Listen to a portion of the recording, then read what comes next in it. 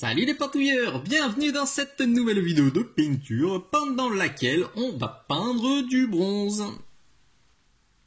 Si vous connaissez déjà ma chaîne, vous savez qu'il y a beaucoup de recettes de métaux en TMP, donc True Metal Painting, c'est-à-dire des métaux pour lesquels on utilise vraiment des peintures à base de petits pigments métalliques qui brillent. Donc n'hésitez pas à aller faire un petit tour dans la playlist du même nom.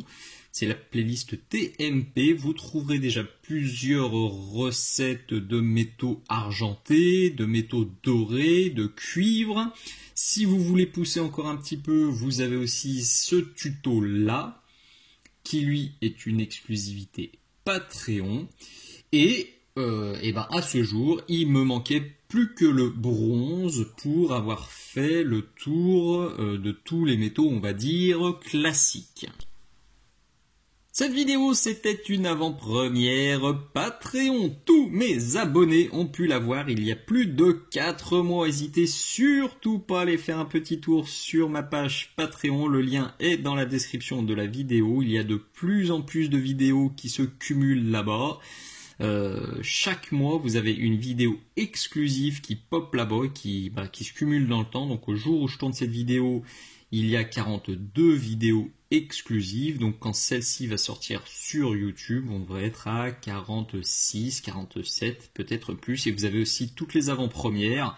Il y en a à peu près une dizaine à chaque fois. Donc ça va faire plus de 50 vidéos. 55 vidéos qui seront inédites sur mon Patreon, ça revient à quelques centimes la vidéo, donc ça vaut, je pense, vraiment le coup de venir me filer un petit coup de main sur le Patreon. Donc vous avez le lien dans la description. Si vous pouvez pas me soutenir sur Patreon, n'hésitez quand même pas à mettre des commentaires, surtout à vous abonner, à liker, à partager la vidéo, la chaîne, à parler de tout ça à vos copains, de la boutique Minisocle, du Patreon Minisocle, du Facebook Minisocle, du YouTube Minisocle, etc. etc. C'est le bouche à oreille qui permet à tout ça de perdurer. Et si, comme Marc, vous avez des petits rabios ou des figurines qui ne vous servent pas, n'hésitez pas à me contacter aussi, je serais ravi de vous en délester pour pouvoir proposer des petites vidéos dessus. Un grand merci à Marc. Donc c'est grâce à toi que cette vidéo va exister. Alors en ce moment, je cherche en particulier des figurines War Machine, AT43 et puis des décors, parce que je fais pas mal de tutos de décors en ce moment. Donc là aussi, tout est noté dans la description si vous voulez me contacter facilement. Pour le matos, on est sur du très classique. On va utiliser du pinceau Da Vinci Maestro. Ce sera du taille 0 parce qu'on est sur sur un tout petit morceau. Alors j'ai pas ma poignée de peinture aujourd'hui, mais j'ai une perceuse à main que vous retrouverez aussi dans la description avec la liste de toutes les peintures que j'utilise. Alors exceptionnellement, pas de pintouillette aujourd'hui. J'avoue que j'aime pas trop utiliser la pintouillette pour les peintures métalliques parce que j'ai pas envie de laisser des petits pigments métalliques dedans et risquer qu'ils ressortent plus tard sur une autre matière où il n'y a pas du tout envie d'avoir de pigments métalliques. Parce que vous le savez, je la lave en fait quand elle est trop sale. Ça évite de balancer des tonnes de papier absorbant. Mais bon, là, aujourd'hui, c'est une exception. Je ferai avec du papier absorbant. Très important quand vous faites des métaux. Si vous êtes un peu maniaque comme moi, vous l'avez compris, je déteste avoir des petits pigments, des petites paillettes métalliques qui se baladent au mauvais endroit. Donc je vais utiliser un pinceau et un gobelet pour les peintures métalliques et un autre pinceau et un autre gobelet pour les peintures non métalliques. Comme ça, aucun risque. Comme toujours, quand je peins des métaux, je suis parti sur une sous-couche noire de toute beauté, bien uniforme, bien jolie, que j'ai réalisée après avoir visionné ce très bon tutoriel. Alors, plus sérieusement, si vous galérez avec vos sous-couches, si vous avez un truc granuleux, un truc poussiéreux, n'hésitez pas à mater cette vidéo. Je sais qu'il y a beaucoup de personnes qui me disent « Ouais, la sous-couche, c'est bon, je sais faire ». Ouais, et des fois quand je vois les sous-couches en vrai, je dis ouais, non, va, va quand même voir la vidéo, ça va te faire du bien. Moi je pars toujours sur une sous-couche noire parce que je trouve que ça donne un peu plus de profondeur au métaux. On part tout de suite sur un truc un peu plus lourd, un peu plus costaud, un peu plus dark. C'est moi ce que j'aime. Vraiment, si vous préférez des sous-couches blanches ou grises, foncez, mais perso je conseille toujours de partir sur du noir qu'on va baser avec du bronze, c'était chaud. Alors un vrai bronze. Ça c'est du bronze, vous voyez, c'est un métal qui est un peu doré, un peu verdâtre, qui est bien foncé. Ça, et Castellax bronze, non, c'est pas du tout du bronze. Ça s'appelle du bronze, mais non, ça, pour faire un métal cuivré, je valide. Mais là, le nom, alors soit je suis une vraie quiche en anglais, et bronze en anglais, ça veut pas dire bronze, mais non, je crois pas. Vraiment, ça, pour le coup, c'est pas terrible. Et pour le coup, vraiment, celui-ci, le bronze de chez Valero ou chez Prince Auguste, je trouve que c'est la meilleure base bronze qu'on puisse trouver actuellement sur le marché. Alors c'est en tout cas celle que je connais. J'ai aussi vu un bronze très intéressant chez AK. Il faut que je le commande pour le tester. En tout cas, je vous conseille celui-ci et normalement, il devrait être dispo sur la boutique Minisoc. Donc je secoue à fond.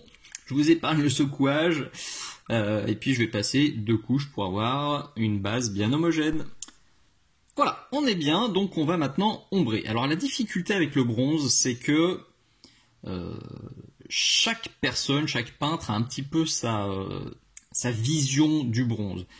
Quand vous tapez bronze sur internet, vous allez voir que c'est un métal qui a énormément de variations. On peut passer par un truc très très sombre, quasiment pas, où il y a quasiment pas de lumière qui se reflète, à quelque chose de beaucoup plus brillant. On peut avoir quelque chose de plus verdâtre, de plus doré, parfois un peu plus cuivré. C'est pour ça, oui, je rigolais un petit peu avec celui-là au début, mais c'est vrai que quand on tape bronze sur internet, on a des images qui parfois ressortent de cette couleur-là. Moi, ma représentation, c'est plutôt celle-là, ce que j'avais fait sur mon fulgure, donc quelque chose de verdâtre, de pas trop brillant, d'un petit peu picoté, et puis bien sûr, vous me connaissez, on va avoir de l'oxydation à gogo, facultative évidemment, mais moi j'aime rajouter de la nuance, j'aime rajouter du vécu, donc on va oxyder. Et on va tout de suite insister sur ce côté verdâtre, avec les ombrages. Alors pour l'ombrage, je pars sur du Strong Tone de chez Army Painter, auquel je vais ajouter un petit peu de green tone. Le strong est là, le green est là. On va tenter de se faire un mélange qui me parle. Là on est pas mal, là on est pas mal. Arrête de bouger. Là, ouais, oui, j'ai fait le bourrin. J'aurais dû me faire une 3e tâche plutôt que de venir mélanger ça au strong tone, parce que là c'est la grande migration, c'est n'importe quoi. Là, c'est verdâtre. Alors c'est verdâtre, mais c'est trop clair. Il faudra que je fasse un 2e passage, c'est sûr.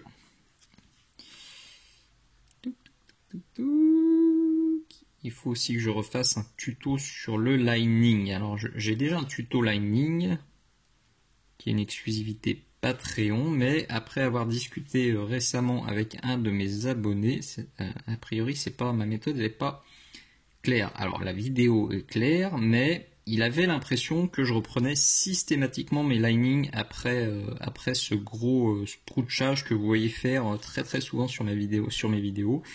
Et en fait, non.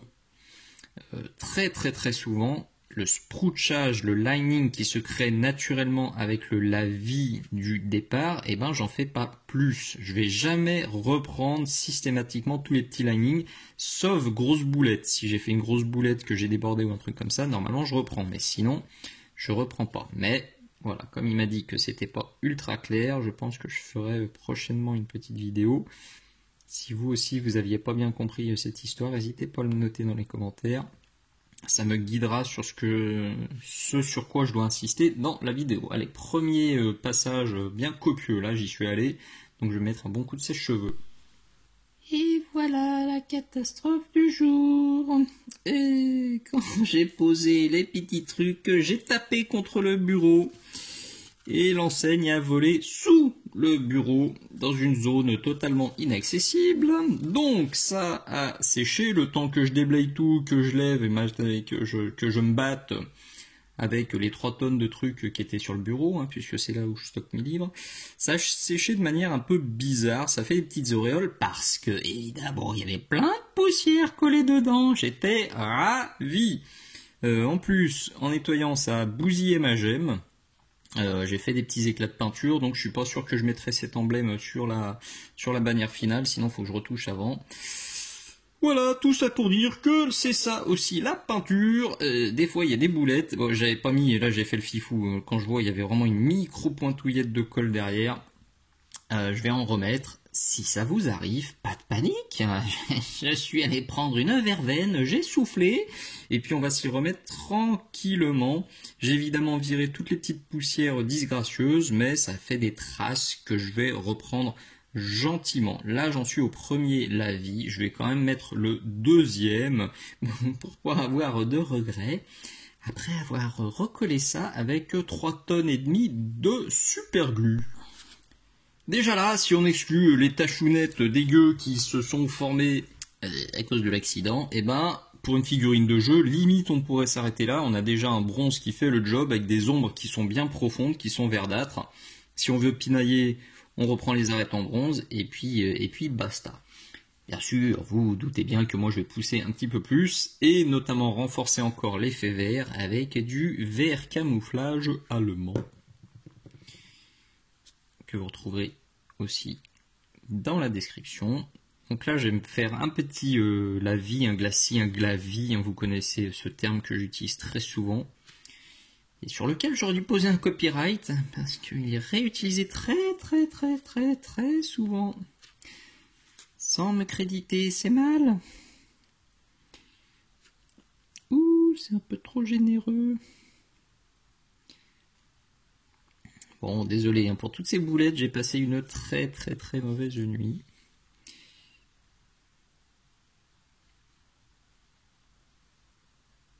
Les clients et les copains à qui j'ai envoyé des mails entre 3h et 5h30 du matin pourront l'attester.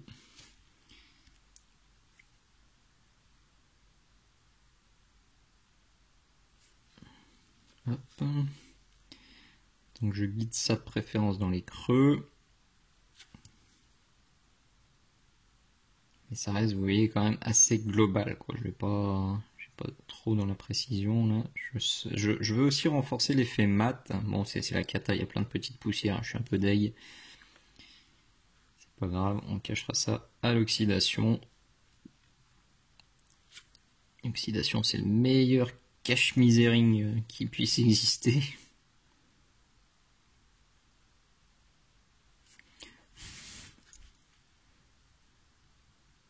Hop là, je vais peut-être faire ça encore une fois ou deux. Point trop d'infos. Je le redis, hein, très important, c'est à vous de vous faire votre propre opinion et puis de vous faire le bronze qui vous plaît. Donc cherchez un petit peu sur internet, glanez dans les musées si vous en avez l'occasion pour voir des vraies statues en vrai bronze. Et c'est comme ça que vous trouverez le rendu qui vous fait kiffer. Et dans ce cas-là, il suffira de moduler un petit peu les ombres en mettant peut-être plus ou moins de vert, remplacer peut-être le vert, si vous voulez pas trop de vert, par ça, du Aka Chocolate, ou par de l'ombre brûlée, alors pas pure parce que ça c'est quand même un petit peu clair, vous voyez, par rapport à mon vert allemand, mais vous pouvez rajouter une petite goutte de noir si vous voulez pas un truc trop verdâtre. D'ailleurs, je me suis fait un mélange de ces deux-là, hop, là, que je vais passer. Il est là-haut. Donc il y a à peu près une goutte d'ombre brûlée. Non, il y a 2 gouttes d'ombre brûlée pour une goutte de noir. Et je vais me passer des petits filtres, alors plutôt sur le haut. Et hop. Le zoom, le focus. C'est bon, gros coup de stress. Hop.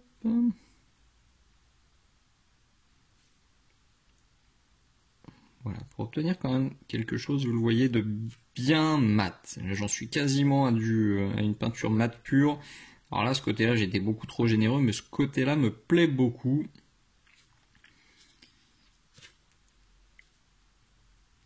C'est comme ça que j'aime le bronze.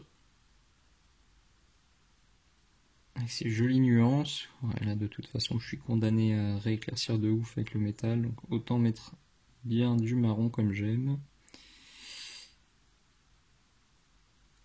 Hop là. On reprend ensuite notre bronze qui est là. Alors méfiance avec les peintures métalliques sur palette humide. Parfois ça réagit pas super bien. On va avoir tendance à avoir quelque chose de trop dilué. Et les pigments vont avoir tendance à se barrer un peu dans tous les sens. Bon, là, ça n'a pas l'air d'être le cas. Elle a bien réagi. Donc en avant, alors je vais essayer de me caler, faire le focus propre. Rien faire tomber surtout. Et puis là, je vais reprendre gentiment mes petites ailes. En chargeant bien sur celles qui sont en haut, beaucoup moins sur celles qui sont en bas, pour essayer d'avoir quand même une sorte de lumière zénithale. Si vous ne connaissez pas encore trop le concept de lumière zénithale, je vous conseille ce très bon tuto qui a aidé beaucoup de mes abonnés.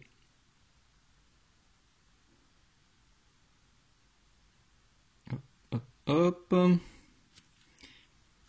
ça une fois ou deux. Alors du coup on perd bien sûr le petit côté mat que j'aimais bien, mais rien ne m'empêche de repasser un petit coup du marron ou du vert en glacis pour le retrouver très facilement. Je vais aussi, de toute façon là j'ai flingué ma texture depuis le début là. C'est de la texture poussiéreuse, donc écoutez, chaque petit poil qui m'a saoulé et puis chaque petit grain qui crée la texture, plutôt que d'essayer de le planquer, je vais le remarquer et ça va me faire des battle damage, ça me fait un petit peu de picotage sur le métal. C'est une cache-misering ultime. Ça m'était pas arrivé depuis des années de faire tomber un truc. Là, faut pas peindre après une nuit blanche, tu le sais en plus. Mais faut avancer. Faut avancer. Je sors au minimum 4 vidéos entre mon Patreon et mon YouTube chaque mois. J'en suis à plus de 200, là ça doit être la 208e. Donc ouais, il y a un planning de vidéos qui est bien rempli. Ma to-do list elle est bien remplie aussi. Je suis content, j'ai beaucoup d'idées pour les tutos à venir. Hop là. Allez, ça me semble pas mal du tout. Tac, tac. Ouais, faut que je rééquilibre. Faut essayer de bien équilibrer droite-gauche. Vous voyez, à droite c'est bien éclairci, à gauche ça l'est moins.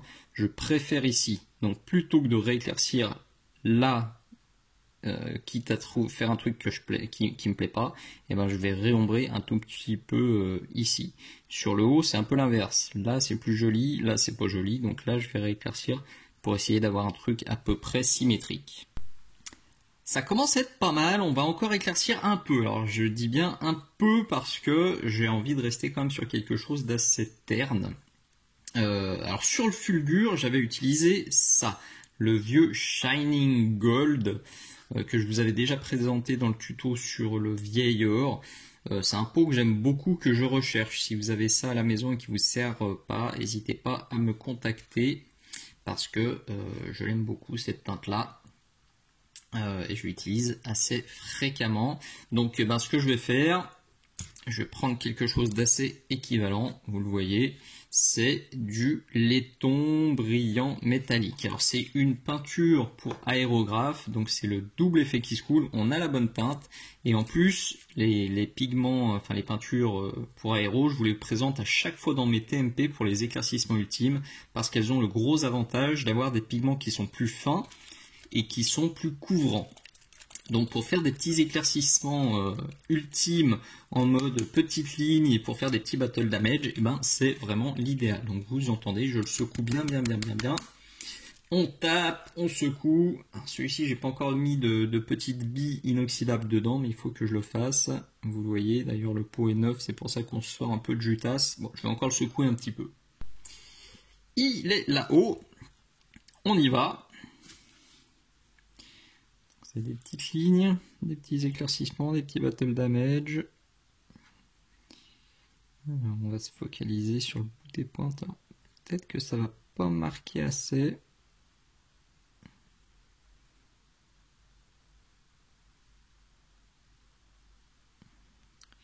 Je suis d'humeur à contraster plus, donc je vais peut-être sortir autre chose après.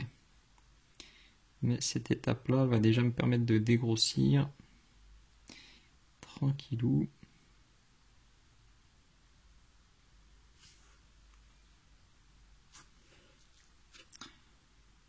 Hop.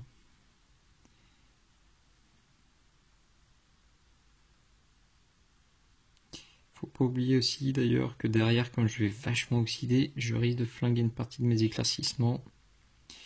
Donc oui, il faut que je contraste un petit peu plus. Il faut que je marque un peu plus mes lumières. Parce qu'elles vont prendre.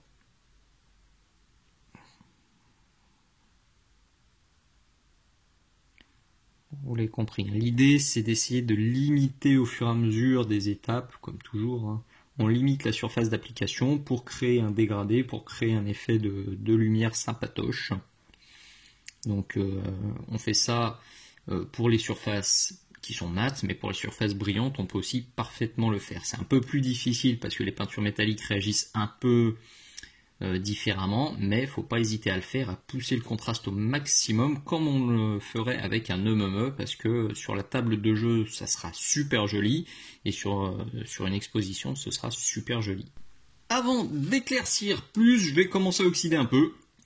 Et pour ça, je vais sortir deux de mes meilleurs amis. Alors celui-ci que j'ai utilisé sur le tuto du container et que j'aime énormément. Et celui-là que vous connaissez parce que je l'ai déjà utilisé sur de nombreux tutos. Le gros risque avec ces peintures, vous le voyez, elles sont super claires. Donc si vous allez mettre ça dans les ombres, vous allez bousiller votre contraste. Vous allez mettre du clair dans le sombre, en gros, vous allez un peu vous asseoir sur tout le travail que vous avez fait jusqu'à présent. Donc là, c'est la parcimonie qui est votre amie.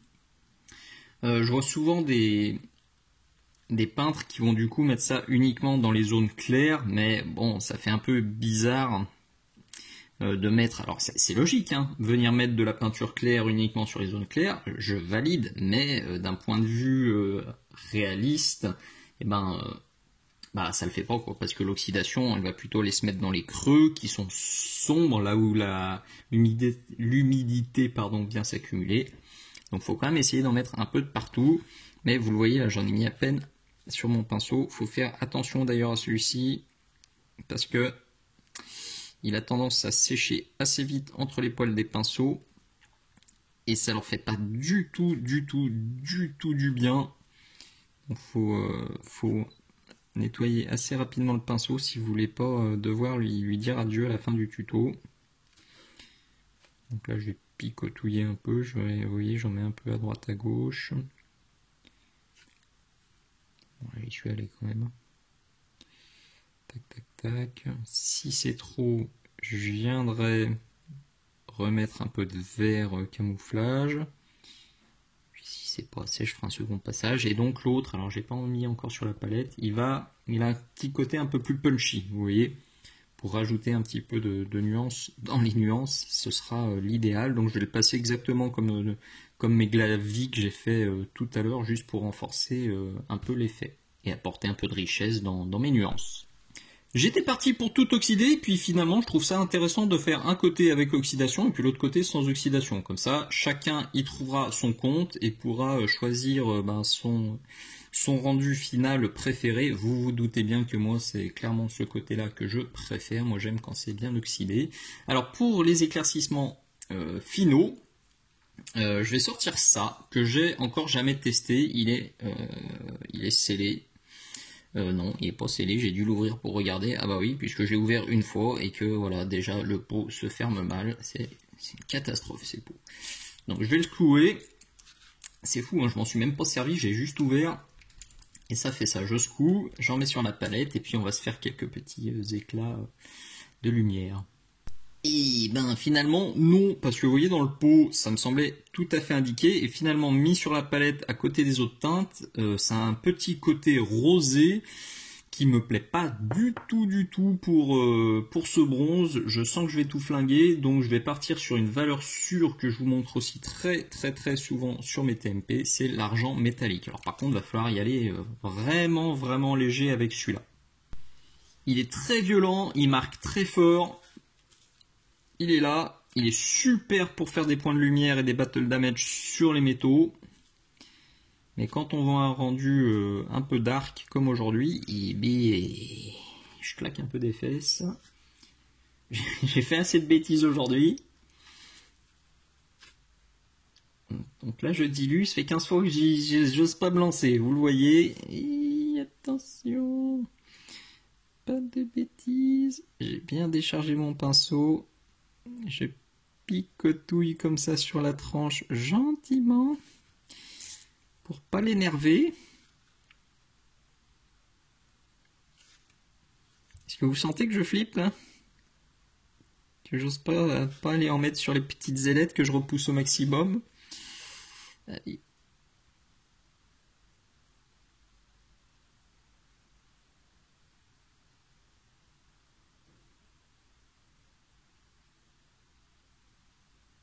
Je suis pas mort, hein. Je retiens juste ma respiration quand je fais des trucs aussi précis.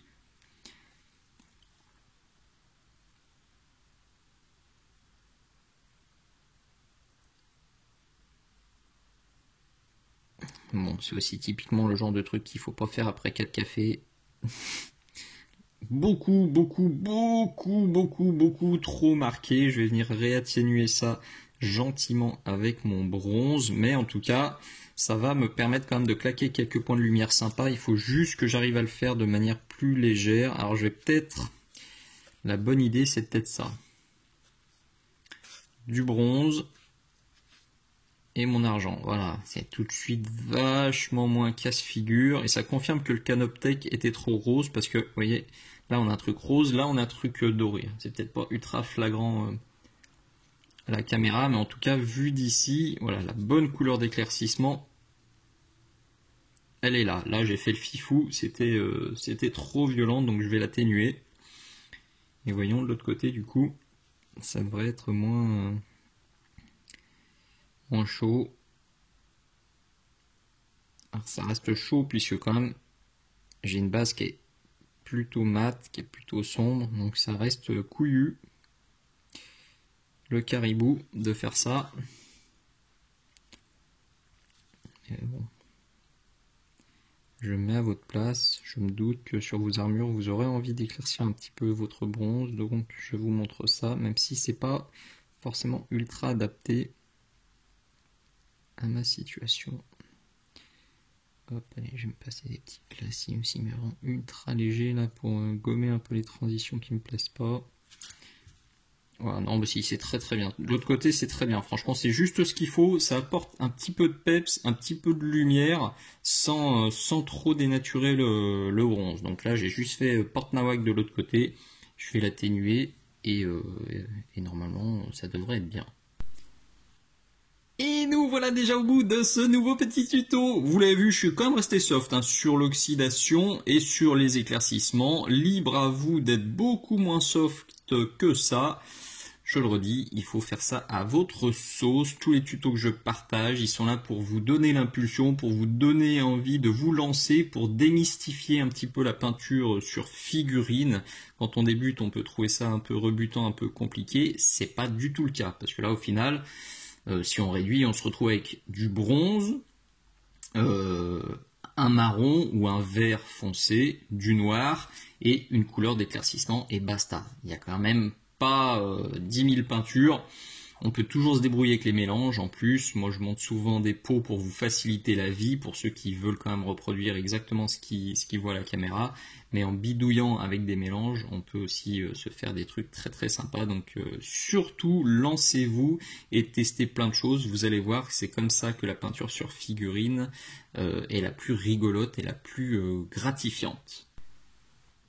Donc je le redis, cette vidéo c'était une avant-première Patreon. N'hésitez pas à aller faire un tour sur ma page, il y a plein de contenus inédits vraiment sympas. Et puis pensez à lire la description de cette vidéo, il y a plein de façons de me filer un petit coup de pouce, plein de façons de soutenir ma chaîne et mon travail.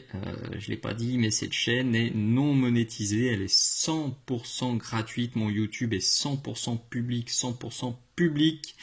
Je gagne pas le moindre copec avec YouTube, donc écoutez, si vous avez envie de me remercier pour ça, n'hésitez pas, il y a plein de façons de le faire. Merci d'être allé jusqu'au bout, je vous dis à très bientôt, ciao ciao.